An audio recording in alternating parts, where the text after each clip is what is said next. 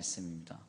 요한복음서 1장 25절에서 28절까지의 말씀, 제가 가진 신약의 성경 142페이지입니다. 신약 성경 142페이지 함께 다같이 봉독해 올려드립니다. 다같이 봉독합니다. 또 물어 이르되 내가 만일 그리스도도 아니요 엘리야도 아니요 그 선지자도 아니일진데 어찌하여 세례를 베푸느냐? 요한이 대답하되 나는 물로 세례를 베풀거니와 너희 가운데 너희가 알지 못하는 한 사람이 섰으니 곧 내 뒤에 오시는 그이라. 나는 그의 신발끈을 풀기도 감당하지 못하겠노라 하더라. 이 일은 요한이 세례 베풀던 곳 요단강 건너편 베다니에서 일어난 일이니라. 아멘. 할렐루야. 할렐루야.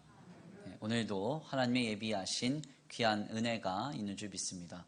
귀한 시간 하나님의 은혜로 새롭게 되시고 하나님의 귀한 말씀 가운데 힘을 얻고 변화받는 귀한 시간 되시길 간절히 축원합니다. 우리 함께 믿음으로 선포하겠습니다. 다 잘 되고 있습니다. 하나님이 하십니다. 시작. 다 잘 되고 있습니다. 하나님이 하십니다. 아멘. 다시 한번 믿음으로 선포합니다. 아픔과 슬픔도 기쁨으로 변화됩니다. 하나님이 하십니다. 시작. 아픔과 슬픔도 기쁨으로 변화됩니다. 하나님이 하십니다. 아멘. 조금 멘트가 어렵나 봐요. 다시 한번 해볼까요? 아픔과 슬픔도 기쁨으로 변화됩니다. 하나님이 하십니다. 시작. 아픔과 슬픔도 기쁨으로 변화됩니다.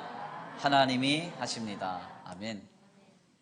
오늘 우리의 모든 인생 가운데 역사하셔서 모든 것들을 선으로 이루실 주님을 기대합니다. 오늘은 귀한 시간, 귀한 말씀을 통하여서 베다니 슬픔의 집에서, 베다니 슬픔의 집에서라는 제목으로 하나님의 귀한 말씀을 함께 나누고자 합니다. 우리가 살아가는 삶의 자리인 각각의 지역에는 그 지역의 유래를 담은 지명을 또한 가지고 있음이 확인이 됩니다. 오늘 우리 교회가 위치하고 있는 지역인 수원은 물 숫자에 근원할 때 원자를 써서 물의 근원이라는 뜻을 가지고 있는데요.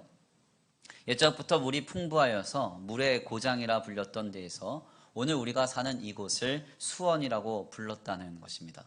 특별히 수원 지역에는 매원, 매탄 혹은 매현, 매교, 매향 등 매자로 들어가는 동네가 상당히 많은데 이 매는 매라고 하는 이 한자어에서 나온 말로서 물을 뜻하는 차자라고 합니다. 그러니까 수원은 물이 많은 동네이기 때문에 이렇게 매로 시작하는 또 동네가 많은 것입니다. 우리나라의 곳곳의 지명을 그런데 잘 연구를 해보면 이는 많은 이야기에서부터 기인됨을 우리가 확인할 수가 있는데요. 그 중에 가장 많이 등장하는 것은 식물에 관한 이야기보다는 동물에 관한 이야기가 많습니다. 특별히 그 동물 이야기 중에서도 압도적인 숫자를 갖는 것은 용의 이야기나 혹은 뱀의 이야기인데요. 그래서 어느 마을을 가보면 항상 이런 마을의 이름이 있을 겁니다. 구룡리, 회룡리, 혹은 용당포, 뱀사골, 이런 동네가 있잖아요. 이게 다 이제 용 이야기 혹은 뱀 이야기에서부터 지명을 지었기 때문입니다. 또한 지명의 이야기에서 두 번째로 많이 등장하는 동물은 여우와 호랑입니다. 그래서 곰이동이나 여우골, 호동이나 범골 혹은 호묵골과 같은 지명도 우리가 쉽게 좀 찾아볼 수 있습니다. 수원의 인근에도 여우골 동네가 있죠. 사실 이 내용은 우리나라가 그간 수천 년의 역사 속에서 얼마나 토테미즘, 그러니까 즉 무속신앙 가운데 있었는지를 확인하는 바이기도 합니다. 이에 반하여서 성경의 지명은 대부분 신앙과 깊은 관련을 짓고 있습니다.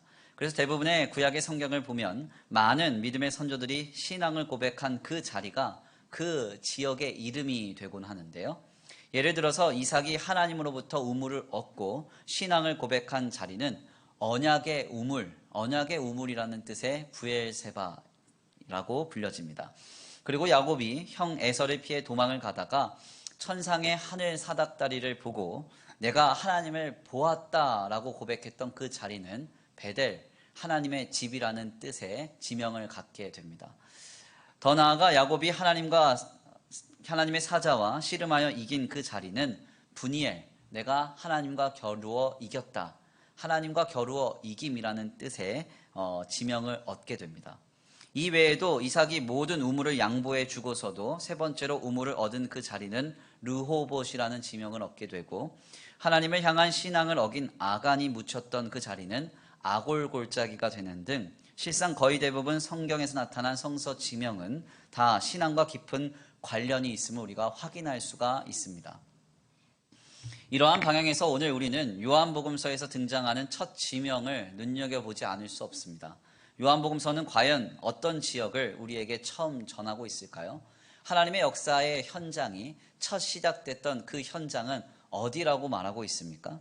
오늘 본문 말씀 28절인데요. 우리가 함께 그 내용을 살펴보려고 합니다. 오늘 본문 말씀 28절입니다. 함께 봉독해 올려드립니다. 시작. 이 일은 요한이 세례 베풀던 곳 요단강 건너편 베다니에서 일어난 일이니라. 아멘. 오늘 본문 말씀 28절 말씀에 따르면 요한복음서에서 가장 먼저 전하는 첫 장소, 그러니까 하나님의 역사의 첫 출발점이 어디였는가 하냐면 요한복음서는 그곳이 베다니였다 이렇게 말하고 있습니다. 특별히 바로 이곳에서 세례 요한은 활동을 하였고 이곳 건너편에서 세례를 베풀었다고 전해집니다. 더 나아가 오늘 본문 말씀 이후의 내용에 따르면 이곳에서 예수님과 세례 요한은 만나서 예수님이 세례 요한에게 세례 받았음을 또한 확인할 수도 있습니다. 실상 이 베단이라는 이 지역은 요한복음서에서 굉장히 중요한 장소로 종종 언급됩니다. 예를 들면 우리 예수님이 자주 유숙하시면서 머무셨던 지역이 어디인가? 바로 이 베단입니다. 우리 예수님은 베다니라는 마을에 자주 가셨고 특별히 이 베다니의 마을 안에서도 이 마리아라고 하는 이 여인의 집에 자주 유숙하셔서 이 마리아와 마르다 그리고 나사로와 함께 많이 가깝게 지내셨습니다.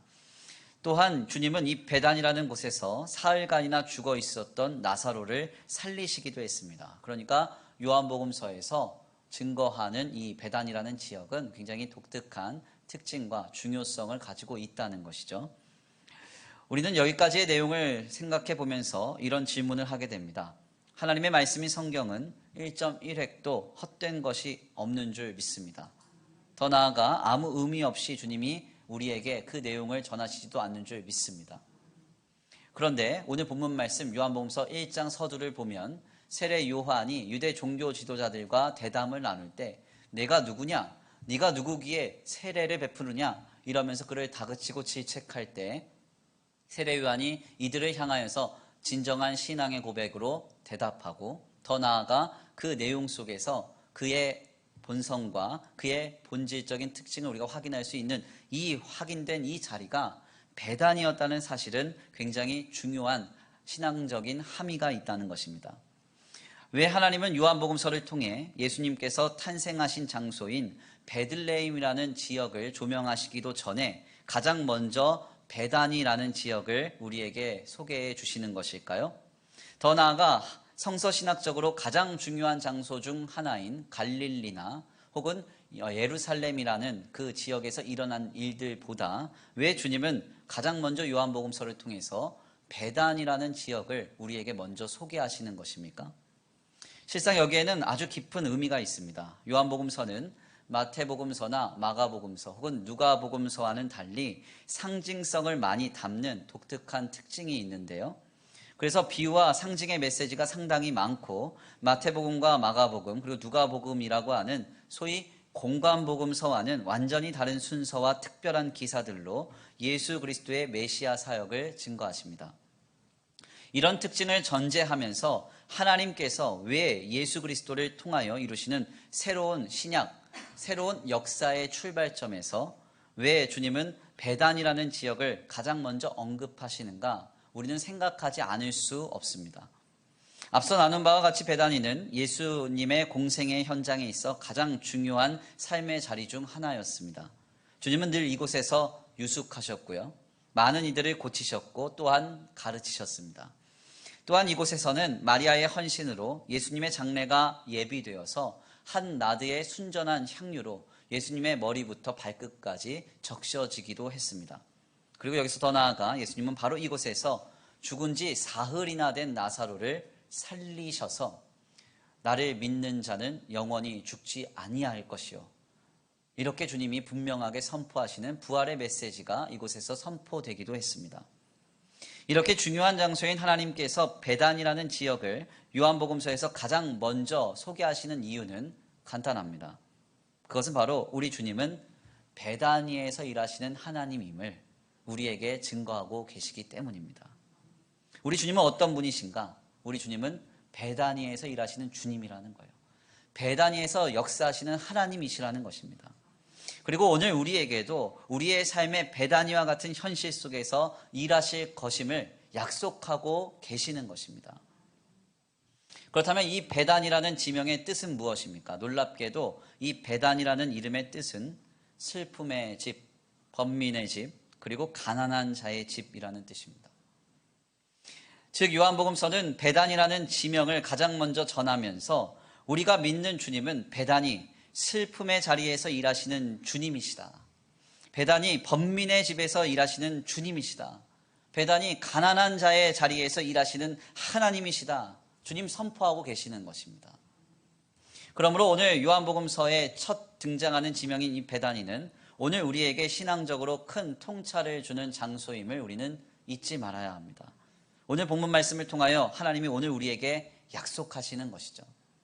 우리 예수님은 누구십니까? 우리가 믿는 하나님은 누구십니까? 우리 주님은요, 슬픔의 자리에서 말씀하시는 주님이신 줄 믿습니다. 번민의 자리에서 우리를 고치시며 치유하시며 자유케 하시는 주님이신 줄 믿습니다. 가난하고 결핍된 자리에서 우리를 풍요롭게 하시는 하나님이신 줄 믿습니다. 슬픔의 자리, 초상집과 같은 그 자리를 기쁨의 자리, 잔치집으로 바꾸시는 주님이신 줄 믿습니다.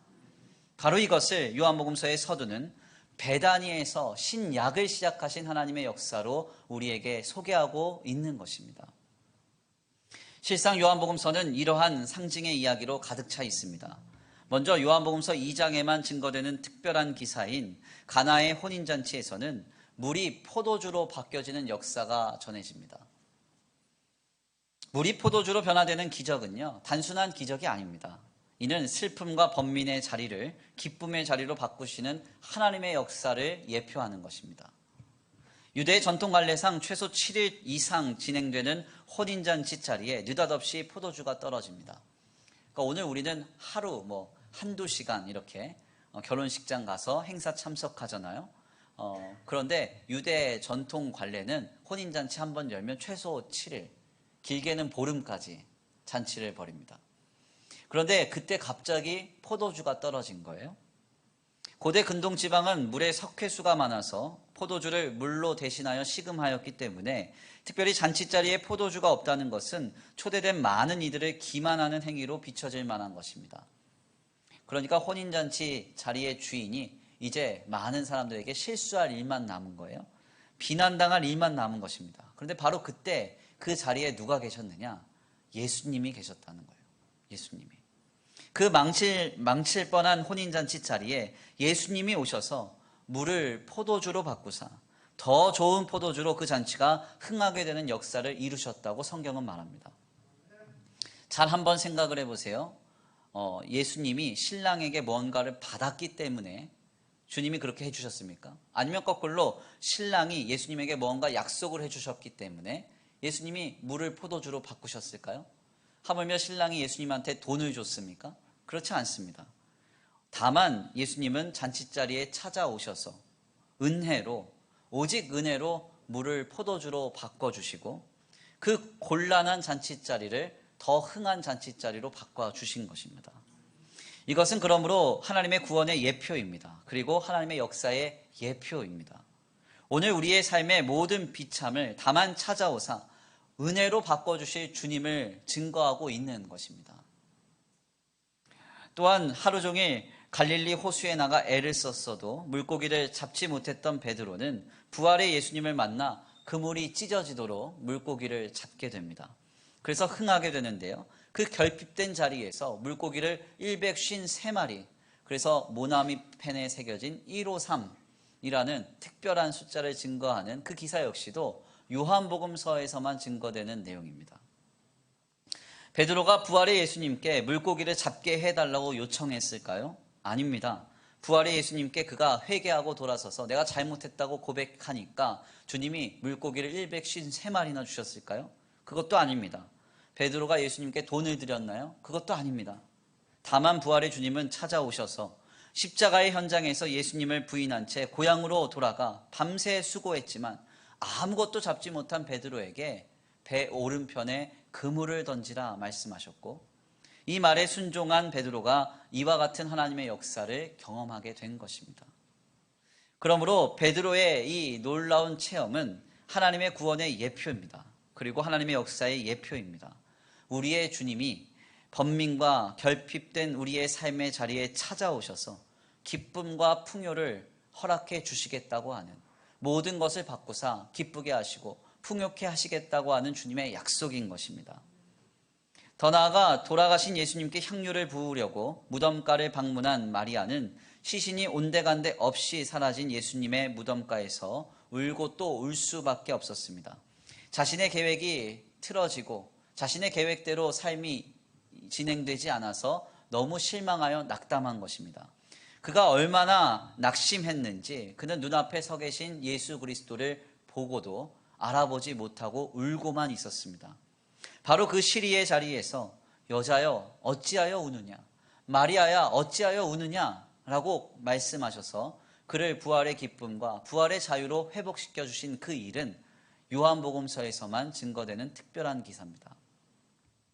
그리고 더 나아가 죽었던 나사로가 사망한 지 사흘 만에 살아나는 그 역사 역시도 오직 요한복음서에서만 증거되는 특별한 기사입니다. 나사로의 장례가 진행 중이었습니다. 썩은 냄새가 진동하고 있었습니다. 그런데 예수님이 그곳에 오셔서 나사로를 살리셨을 때 배를 동인 채로 그가 나오게 된 것입니다. 대체 주님은 요한복음서를 통해서 무엇을 말씀하시고자 하셨던 것일까요? 그것은 바로 베다니에서 일하신 하나님, 베다니에서 일하신 예수님, 베다니에서 일하신 주님을 우리에게 증거하고 계시는 것입니다. 베다니에서 우리 예수님께서 일하셨다는 것이죠. 슬픔의 집에서, 번민의 집에서, 가난의 집에서, 죽음이 드리운 사망이 가득한 그 자리에서 우리 주님이 일하셨다고 요한복음은 말씀하고 있는 것입니다. 그리고 더 나아가 지금 우리의 베다니와 같은 삶의 현실 속에 주님은 동일하게 일하실 것임을 약속하고 계십니다. 베다니, 우리 주님은 슬픔의 자리에서 오늘 우리에게 말씀하실 것입니다. 우리를 위로하실 것입니다. 베다니, 우리 주님은 번민의 자리에서 우리를 고치시며 치유하시며 자유케 하실 것입니다. 베다니, 우리 하나님은 곰핍하여 가난한 그 자리에서 우리를 풍요롭게 하실 것이요 초상집과 같은 그 슬픔의 집을 잔치집으로 바꿔주실 것입니다. 이는 수천 년 전 요한복음서를 받아 읽어오던 요한 공동체를 향한 말씀이 아닙니다. 오늘 우리를 향한 말씀입니다. 지금 우리 주님은 이 아침에 우리의 삶에 베다니와 같은 현장이 다가올 때 일하실 것이라고, 내가 너와 함께 할 것이라고, 내가 내게 역사할 것이라고 약속하고 계십니다. 바로 예수를 그리스도로 믿고 신앙한다는 것은, 예수 그리스도를 통하여 우리를 구원하신 하나님을 믿는다는 것은 바로 이 베다니에서 일하시는 주님을 믿는 것입니다. 베다니와 같은 삶의 현실이 다가올 때 낙심할 것이 아니라, 실망할 것이 아니라, 얼마나 많이 시리에 빠졌는지 눈앞에 서 계신 예수님조차, 바로 옆에서 말씀을 들려주시는 우리 예수님조차 알아보지 못하는 그런 일들로 우리의 삶이 나아갈 것이 아니라, 하나님은 이 모든 것을 바꾸사 선으로 이루시고 우리로 승리케 하시며 하나님이 역사하실 것이다. 우리는 이것을 믿고 바라야 하는 것입니다. 십자가의 대반전을 우리는 늘 잊지 말아야 합니다. 로마의 대철학자인 키케로가 이렇게 말했습니다. 십자가라는 단어를 입에만 올려도 그는 부정한 자다, 이렇게 말했어요.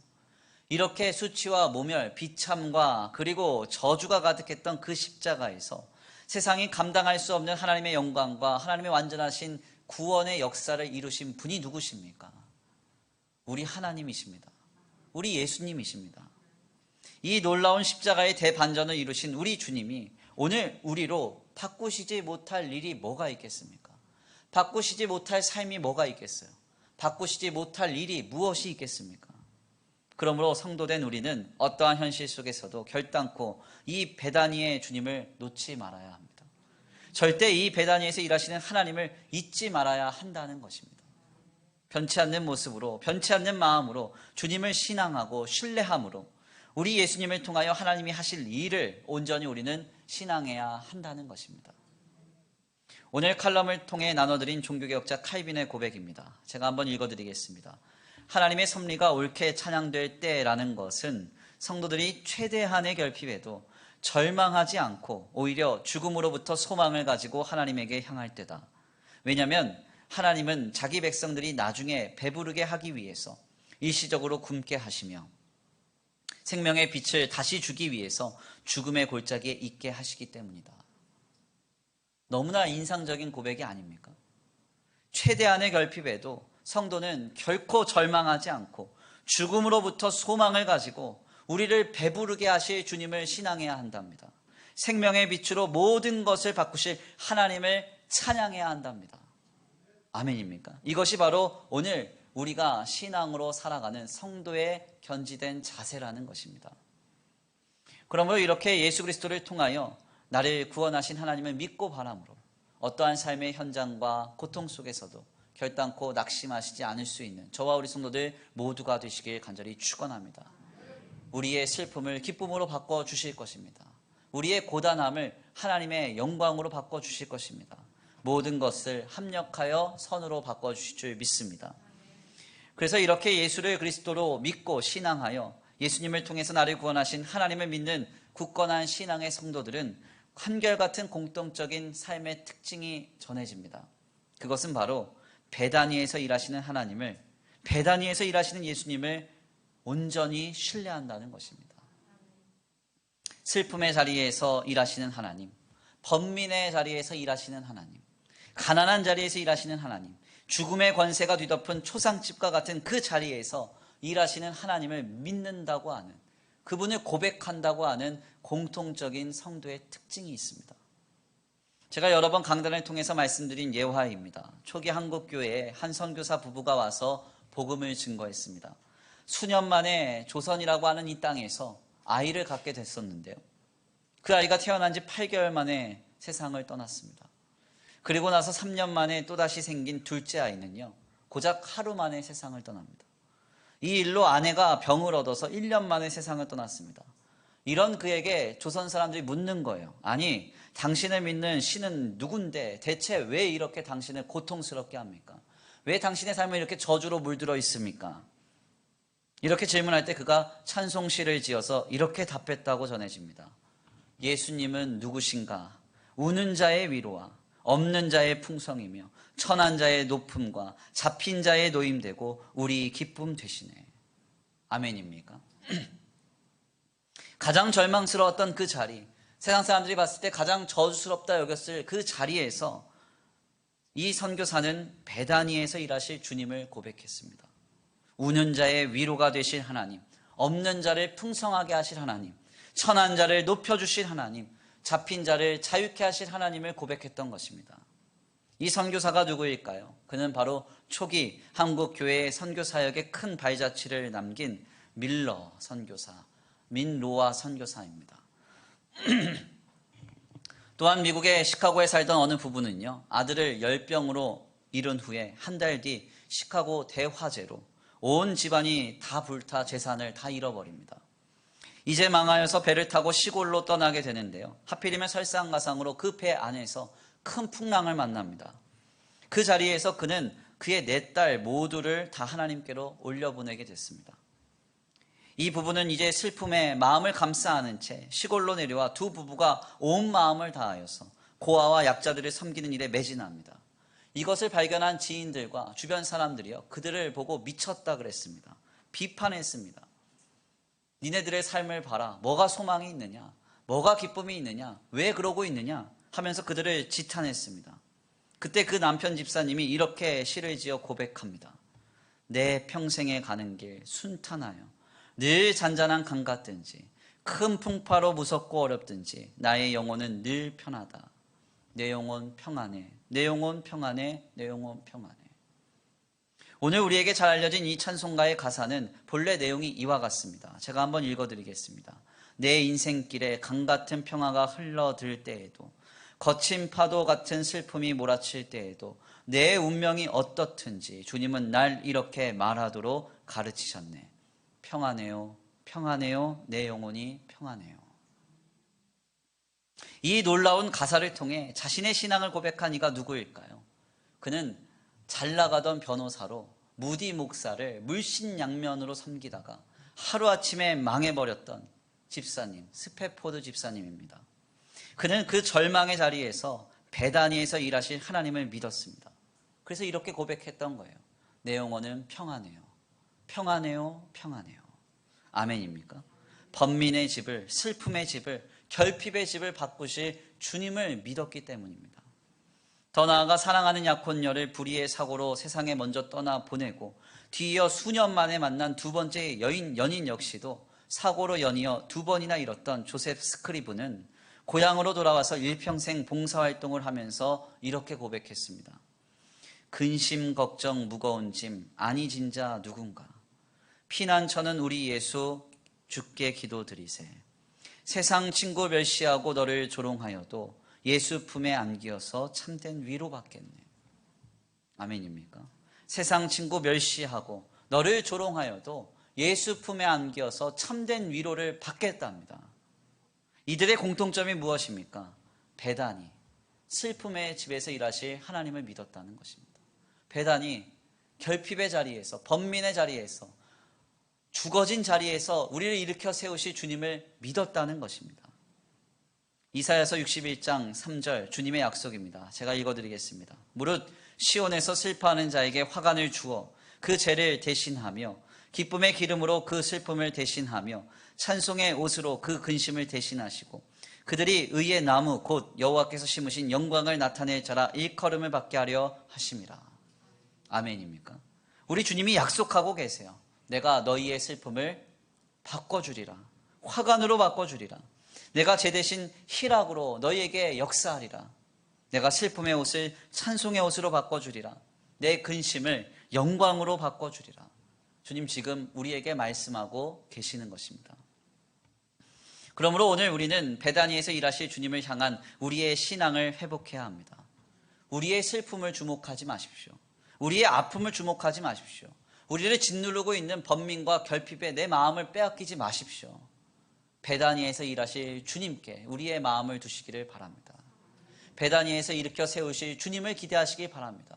세상이 뭐라고 하든 조롱하든 썩은 내가 진동한다고 우리에게 지탄을 하든 간에 그곳에서 우리를 일으켜 세우사 하나님의 영광을 나타내실 주님을 기대하시기를 바랍니다. 우리 예수님이 뭐라 그러셨어요? 나사로 살리실 때 사람들이 하도 조롱하고 비난하니까 그는 하나님의 영광을 보이기 위해 죽었다 그랬잖아요. 아멘입니까? 하나님의 놀라운 역사는 반드시 선으로 이루어질 줄 믿습니다. 우리의 슬픔, 우리의 아픔, 우리의 번민과 결핍, 모든 고통을 바꿔주실 하나님을 향한 우리의 신앙이 온전히 회복되길 간절히 축원합니다. 이번 주간에 코로나19 문제로 인해서 교회와 예배를 향한 정부의 지침이 세 번째 이어졌습니다. 이제 교회와 성도를 그리고 예배를 향한 세상의 비난과 비판이 끊이지 않고 있습니다. 아마도 성도이든 혹은 비그리스도인들이든 이제 모두가 지쳤고 고단해하고 계신 줄 압니다. 우리 성도들 모두도 마음이 다 어려우신 줄 압니다. 그러나 우리는 지금 이때에 주님을 향한 뜨거운 마음을 다시 한번 붙들어야 합니다. 주님을 향한 신앙을 뜨겁게 회복해야 합니다. 베다니에서 일하실 주님을 향한 우리의 신앙이 지금 회복되어야 한다는 것입니다. 주님은 반드시 모든 것을 선으로 이루실 것입니다. 슬픔의 집에서 일하실 것입니다. 번민의 집에서 일하실 것입니다. 가난의 집에서 일하실 것입니다. 저주와 비참과 죽음이 가득했던 그 십자가를 바꾸신 주님이 지금 일하고 계신 줄 믿습니다. 요 근래 수주 동안 교회 공사를 좀 진행하면서 처음 공간과 장소에 대해서 제가 많은 고민을 좀 하고 있습니다. 특별히 좀 비도 좀 많이 오고요. 공사도 좀 복잡하게 진행이 되어서 우리 장로님이 많이 고생을 좀 하셨습니다. 비가 하도 새서 고쳐도 끝이 없습니다. 30년이 넘어가는 건물이다 보니까 이제는 고치는 것도 한계가 있음을 보게 됩니다. 다만 성도들이 헌신한 것을 헛되이 쓰고 싶지 않아서 이렇게 저렇게 머리를 굴려가면서 애를 많이 썼는데요. 그런데 고민하면서 기도하던 중에 어느 날 갑자기 제 눈길을 끄는 한 정보가 있었습니다. 어느 건축가의 이야기였습니다. 한국 전쟁 후에요, 폐허가 된 도시를 바라보다가 이 도시 재건을 위해 내가 할 수 있는 일이 무엇일까를 생각하며 꿈꾸던 한 소년이 있었습니다. 그래서 이 소년은 열심히 공부하여서 1954년에 건축학과에 입학을 하게 됐는데, 이 소년이 누구인가 하면 한국 건축학의 1세대, 한국 건축의 교과서라고 불려지는 김종성 씨입니다. 지금은 이분이 이제 80대 중반이 되셨어요. 이분이 지은 대표적 건물은 이제 남산의 힐튼 호텔이라고 하는 건물입니다. 이분이 지은 건물이에요. 몇 해 전에 현대자동차그룹이 강남의 마지막 땅 한정 부지를 자그마치 10조 원에 매입을 했는데요. 바로 이 자리에 약 105층 정도, 그리고 연건평이 92만 8천 평 규모의 현대 기아 통합 사업 건축 계획을 할 때에 선임했던 책임자가 바로 이 김종성 씨입니다. 그런데 이 김종성 씨에게 어떤 기자가 그를 만난 자리에서 물었다는 거예요. 현대기아 통합 사업 건축을 이룰 때 어떤 건물이 세워지기를 기대하십니까? 이렇게 물었습니다. 지금 세우려고 계획하는 이 빌딩이 대체 어떤 건축이 되면 좋으시겠어요? 이렇게 물었습니다. 그랬더니 김종석 씨가 이렇게 대답했다는 것입니다. 건축의 기본은 무너지지 않는 것입니다. 무너지지 않는 건축이 가장 아름답습니다. 100년이 지나고 200년이 지나도 지진과 홍수가 나도 그 자리에 잘 서 있는 건축을 저는 꿈꿉니다. 제가 이 말을 듣고 굉장히 인상적이었습니다. 100년이 지나고 200년이 지나도 무너지지 않는 건축물을 지어야 한답니다. 얼마나 담임 목사가 장소와 공간에 스트레스를 받았으면 이런 글에 관심을 가졌겠습니까? 막 비가 한참 내리고 교회 곳곳에 물이 새니까 그래, 우리도 100년, 200년 무너지지 않을 건축물을 세워야 되겠다, 이런 생각을 하면서 이 글을 읽었을까요? 그렇지는 않습니다. 실상 제가 감동을 받았던 것은 눈에 보이는 건축물에 관한 내용이 아니었습니다. 제가 이 글을 읽을 때 갑자기 제 마음을 쾅 하고 때렸던 말씀 하나가 있어요. 마태복음서 16장 18절입니다. 또 내가 내게 이르노니 너는 베드로라. 내가 이 반석 위에 내 교회를 세우리니 음부의 권세가 이기지 못하리라. 아멘입니까? 주는 그리스도시요 살아계신 하나님의 아들이십니다. 내 인생의 유일한 해답, 나를 살리시고 나를 모든 죄와 사망의 비참에서 건질 수 있는 오직 유일한 한 분, 지금 내 삶을 다스리시고 내게 공급하시며 인도하시며 보호하시는 살아계신 하나님의 아들은 예수님 한 분밖에 없습니다. 고백했던 이 베드로에게 주님이 약속하신 말씀이에요. 내가 이 반석 위에 내 교회를 세우리니 음부의 권세가 이기지 못하리라. 오직 예수님만을 믿고 바랄 때 주님은 세상 권세가 결코 흔들 수 없는, 음부의 권세가 결코 이기지 못하는 주님의 교회로 오늘 우리를 세워가시겠다고 약속하고 계시는 것입니다. 김종성 씨가 아무리 건물을 잘 지어도 이 땅의 것은 영원할 수 없습니다. 결국 다 쇠하고 변하기 마련입니다. 그러나 한 가지, 모든 것이 다 변해도 우리의 신앙만은 결코 변하지 말아야 합니다. 반석 위에 세워져야 돼요. 주는 그리스도시요 살아계신 하나님의 아들입니다. 내 삶의 오직 유일한 해답, 슬픔의 자리에서, 번민의 자리에서, 결핍과 가난, 죄와 사망의 비참의 자리에서 나를 건지실 분은 하나님 한 분밖에 없습니다. 바로 이 신앙은 변치 않고 굳건해야 한다는 것입니다. 아무리 코로나가 활개를 치고 세상이 비난하며 사람들이 지탄한다 할지라도 이럴 때일수록 우리의 신앙만은 결코 변치 않고 흔들려야 할 줄 압니다. 흔들리지 말아야 할 줄 압니다. 지금 어떻게 해야 될까요? 신앙의 기본으로 돌아가야 됩니다. 어떤 신앙으로 돌아가야 됩니까? 우리가 믿는 신앙이란 바로 베다니에서 일하신 하나님을 믿는 것입니다.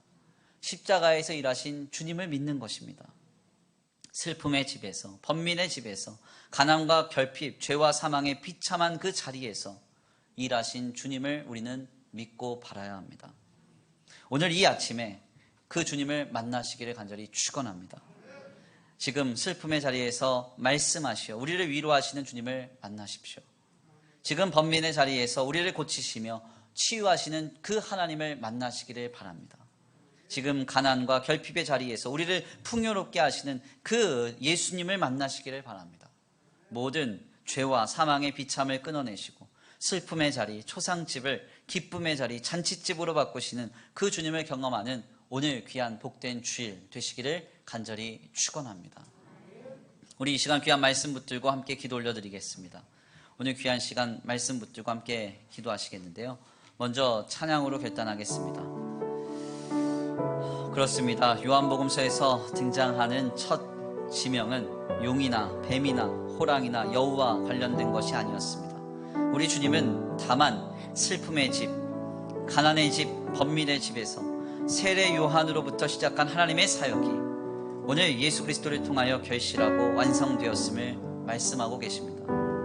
우리는 지금 베다니에서 일하신 예수님을 믿어야 합니다. 저주의 십자가를 바꾸신 하나님을 신앙해야 합니다. 우리 주님은 슬픔의 자리에서 일하시는 주님이십니다. 번민의 자리, 가난의 자리를 바꾸시는 주님이십니다. 하나님 안에서 그 역사의 놀라운 주인공 되시길 간절히 축원합니다. 우리 이 시간 다 같이 귀한 말씀 붙들고 함께 기도 올려드리겠습니다. 찬양의 가사를 생각하시면서 고백하겠습니다. 고달픈 삶의 은혜도 무뎌지고 고달픈 삶의 은혜도 무뎌지고 또 사라질 것에 내 맘 두네 헛되고 헛된 것들을 바라보며 그 은혜를 놓치며 살았네. 주어진 삶을 묵묵히 살아가며 주어진 삶을 묵묵히 살아가며 날 붙드신 주 예수를 보내 사망 가운데 놓여진 나의 삶을 날 건지신 그 이름 예수. 다시 한번 고백합니다. 고달픈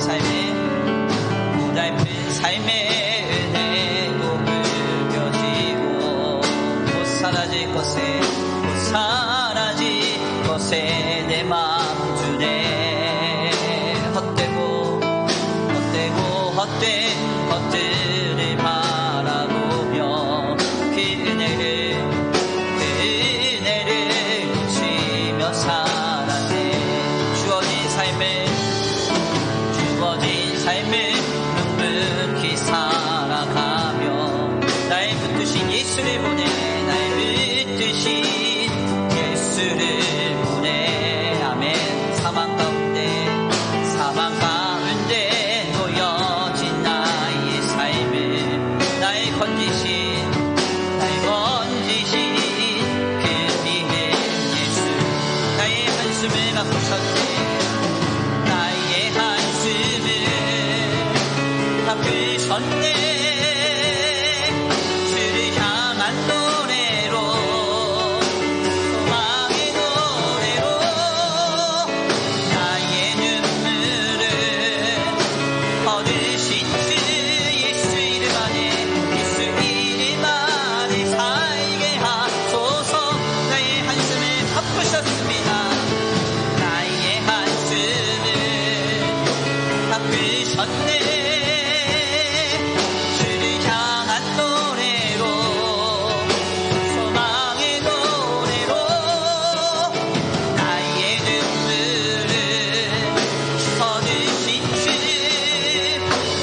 예수 이름 안에 살게 하소서. 나의 한숨을 바꾸셨습니다. 나의 한숨을 바꾸셨네. 주를 향한 노래로 소망의 노래로 나의 눈물을 얻으신 주 예수 이름 안에 살. 마지막으로 고백합니다. 우리의 한숨을 바꾸신 주님을 기대합니다. 나의 한숨을 바꾸셨네. 주를 향한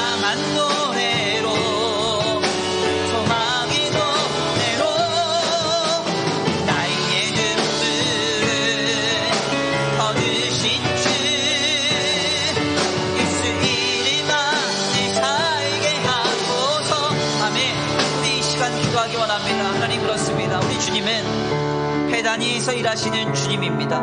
슬픔의 자리를 바꾸시는 예수님입니다. 번민과 결핍된 자리, 저주와 사망의 자리를 바꾸시는 하나님이신 줄 믿습니다.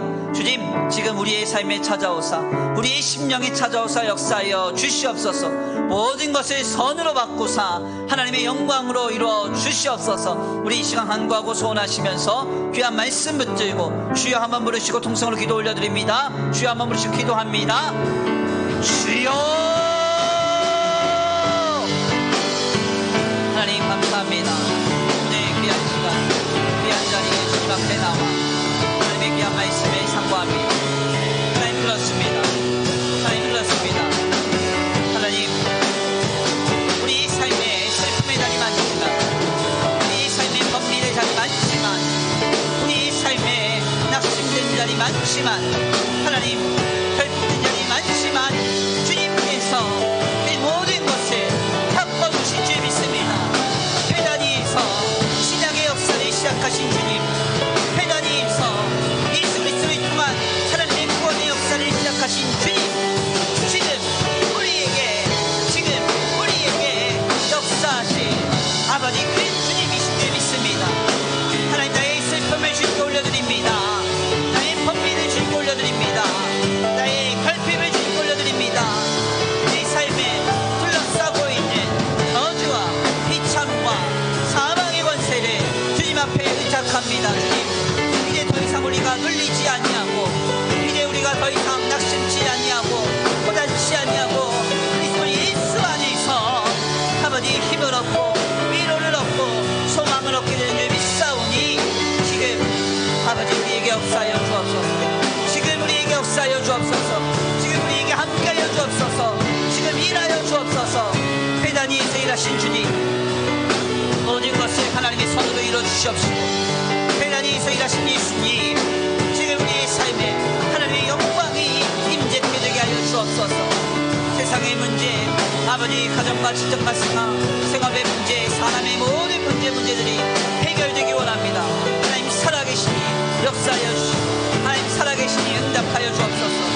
모든 것으로부터 오는 자유를 허락하시고, 우리를 위로하시며, 아버지 우리를 돌보아주시며, 아버지 우리를 풍요롭게 하시며, 우리를 치유하시며, 우리를 회복시켜 주옵소서. 우리를 회복시켜 주옵소서. 우리를 회복시켜 주시옵소서. 주님 도우시 주님을 기대합니다. 회단위에서 일하신 주님, 회단위에서 일하신 주님, 오늘 우리에게도 일하실 줄 믿습니다. 회단위에서 일하신 주님, 우리의 슬픔을 바꾸실 줄 믿습니다. 우리의 한숨을 바꾸실 줄 믿습니다. 아버지 우리의 아버지 결핍과 가난과 부족과 연약을 바꾸실 줄 믿습니다. 지금 주님을 기대합니다. 지금 역사하신 주님을 기대합니다. 일하실 주님을 기대합니다. 하나님 도와주옵소서. 아버지 인도하여 주옵소서. 함께하여 주옵소서. 도우실 줄 믿습니다. 인도하여 주실 줄 믿습니다. 하나님 역사해 주옵소서. 나의 한숨을 아프셨네. 주를 향한 노래로, 소망의 노래로, 나의 눈물을 거두신 주 예수 이름 안에 살게 하소서. 나의 한숨을 바꾸셨네. 주를 향한 노래로, 소망의 노래로, 나의 눈물을 거두신 주 예수 이름 안에 살게 하소서. 나의 한숨을 바꾸셨네. 주를 향한 노래로, 소망의 노래로, 나의 눈물을 거두신 주 예수 이름 안에 살게 하소서.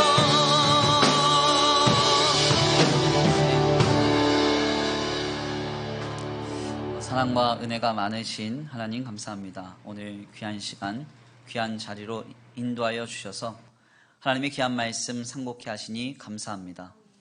하나님 그렇습니다. 주님은 신약의 첫 역사의 출발점을 베다니로 잡으셨다고 말씀으로 선포하고 계십니다. 슬픔의 자리를 바꾸시기 위하여, 번민의 자리를 바꾸시기 위하여, 우리의 삶의 결핍과 저주와 비참과 사망의 자리를 바꾸시기 위하여 우리 예수님이 이 땅에 오셨고, 그 예수 그리스도를 통하여 세상이 줄 수 없는 하나님의 영광과 구원과 자유와 능력이 오늘 우리에게 허락되었음을 주님 말씀하고 계십니다.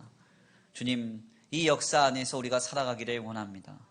아버지, 눈앞에 보이는 아버지 상황 때문에 내 마음이 실족치 않게 하여 주시옵시고, 우리의 인생의 단편 때문에 우리가 낙심하는 일이 없도록 주님 붙들어 주시옵시되, 성령이여 모든 지각에 뛰어난 그리스도의 평강으로 우리의 마음과 생각을 지켜보아여 주시옵시고, 이제 우리의 신앙이, 우리의 믿음이 굳건하게 되어 어떠한 상황과 조건과 형편 속에서도 모든 것을 바꾸사 선으로 이루어 가실 주님을 믿고 신앙하면서 하나님의 역사를 바라보고 온전히 믿음으로 나아갈 수 있는 우리의 삶과 심령이 되게 하여 주시옵소서. 하나님, 코로나 문제로 인해서, 또한 아버지 여러 가지 자연재해로 인해서, 또 경제적인 어려움, 삶의 아버지 문제로 인해서 아버지 우리의 마음이 어두워져 가고 심령이 꺼져가는 이 아버지 안타까운 세대 가운데 주님, 우리도 이러한 시류에 물들지 않게 하시고 더욱 굳건한 신앙으로 승리케 하여 주시옵시되, 고단한 삶을 영위한 우리 성도들을 주님 눈과 같이 보호하여 주셔서 우리의 영과 육과 혼을 주님께서 지켜주시며 어떤 악한 것도 조금도 틈타지 않도록 주님 함께하여 주시옵소서. 주님 앞에 귀한 예물 올려드린 손길 위에 복의 복을 더하여 주시옵시고, 이 예물 쓰여지는 곳곳마다 영혼과 생명이 살아나게 하여 주시옵시되, 아버지 드려진 귀한 아버지 이 예물을 통하여서 아버지 하나님 홀로 영광받아 주시옵시고, 이 가정과 생업 위에 복의 복을 더하사 세상과 사람에게 영향받지 아니하고 오직 하나님께로부터 공급받는 은혜가 더하여지게 하여 주시옵소서. 도우실 줄 믿고 감사함을 올려드리오며 사랑과 은혜가 많으신 우리 구주 예수 그리스도의 이름으로 감사하며 기도 올려드립니다. 아멘. 이제는 우리 주 예수 그리스도의 은혜와 성부 하나님의 극진하신 사랑하심과 성령 하나님의 내주 교통하심이 오늘 귀한 말씀 가운데 깨달아 베다니에서 일하실 주님을 기대하면서, 십자가에서 일하신 하나님을 기대하면서 믿음으로 살아가기로 결단하는 모든 성도들 머리 위에 이제로부터 영원토록 함께 있을지어다. 아멘.